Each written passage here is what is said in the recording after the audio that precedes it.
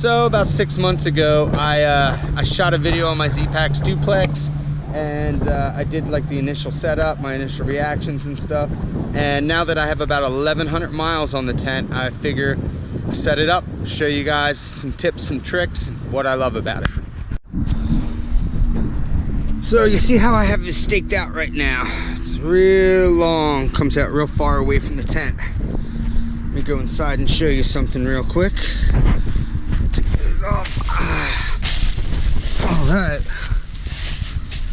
So it's all right to stake it out like that if you're not expecting rainy weather, and I'll show you why real quick. The reason is because let's say it starts raining really hard at night, okay? The way this is set up is this roof slopes down, the mesh comes out straight across, and then your bathtub floor scoops down.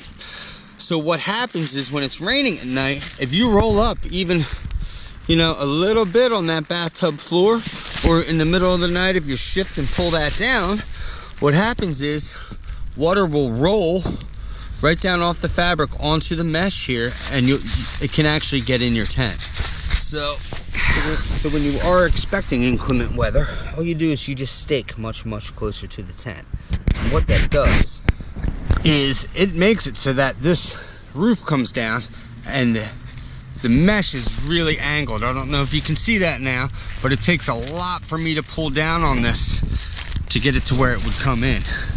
So you shorten it out, and you're not going to get any rain inside. Now on the flip side, when it is really nice out, sometimes it's nice because if you do lay up on here, you know, you get a little bit more airflow underneath. It's nice. You can even unclip this, unclip your thing here, and get a ton of airflow. It's great when it's nice out, but you don't want to do that when it's raining.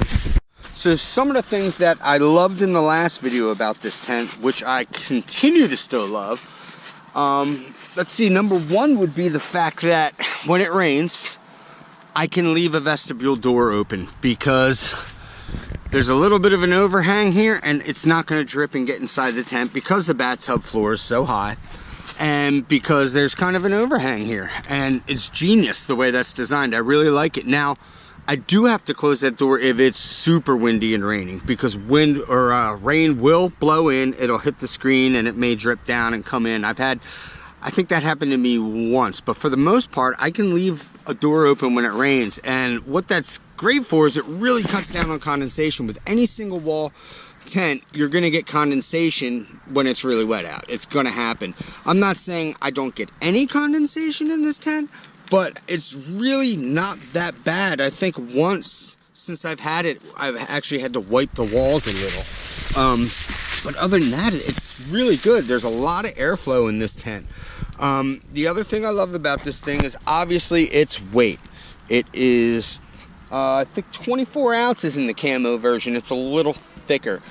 Now another silly little mod I made is, you know, sometimes it's kind of rainy at night, and you know, you get your socks off, you just want to hang your socks and stuff up. So there are actually little loops right up here in the corner of each side of the tent, and I just tied a little piece of cordage on and up across so that I have a little, it's not tight at all, I have it very loose, but it's just a very loose little clothesline I can hang myself. So I'm 5 feet 11 inches, and as you can see, I'm sitting straight up, yoga pose, and my head is like 3 inches from the top, 2 to 3 inches. So a lot of room, unless you're a giant.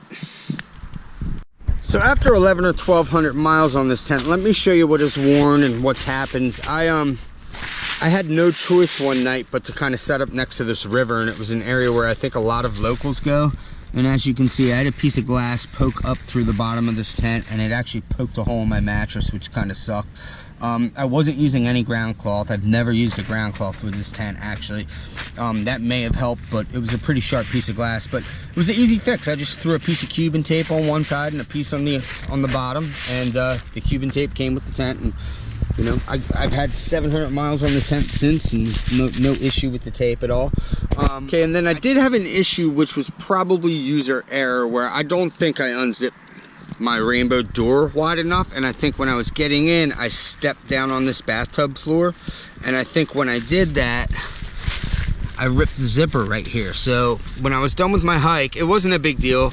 I just kind of like rigged it up so it would work, but after I was done my AT hike, I mailed my tent into Zpacks, and they repaired it for me. They got the zipper back on for me.